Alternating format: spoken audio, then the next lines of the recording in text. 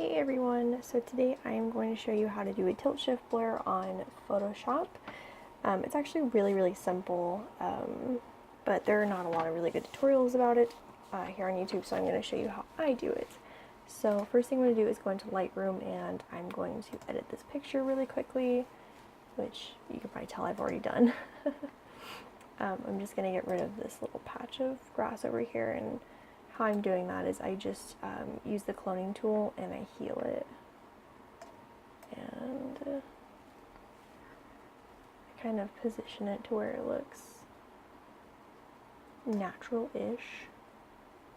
Then I'm going to clone this one real quick too.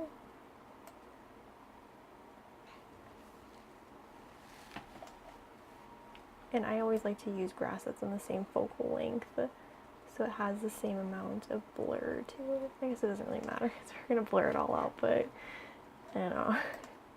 So there you go, the image is done. Oh, and I cropped it a little bit, just up like that. Perfect. So you can see the before and after. Looks beautiful. So you're going to right click and click edit in, and edit in Adobe Photoshop CC 2017, which I already have open right here for you guys. So I'm not going to do this as if I were giving this to a client. I'm just going to do it super fast because I actually don't do this that often anymore.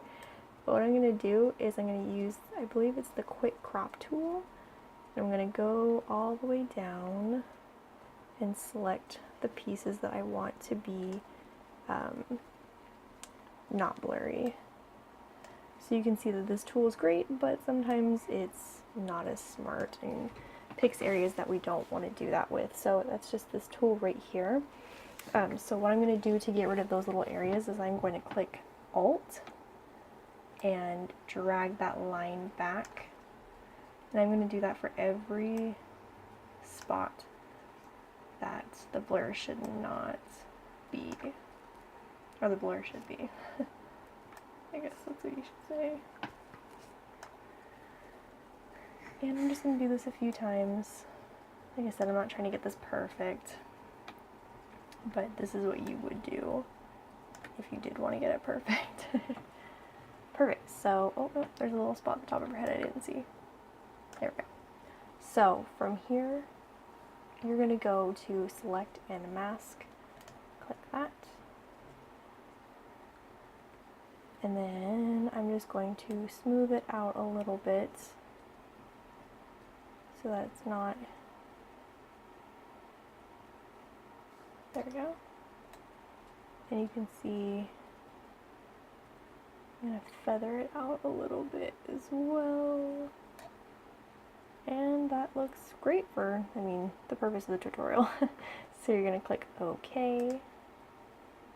Perfect. So then I'm going to go to Select, Inverse, and then I'm going to go to Filter, Blur Gallery, and Tilt Shift.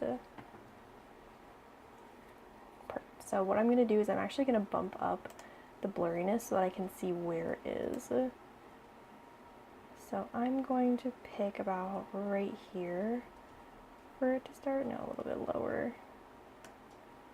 And then I'm going to kind of figure out how much of that blur that I want. If I were giving this to a client, I think that's probably about where it is. You can kind of drag this down and it'll kind of give you a preview of what it'll look like. So that looks really good to me. I don't mess with any of this light bokeh and bokeh color and light range. I don't mess with any of that because I just don't really find it necessary.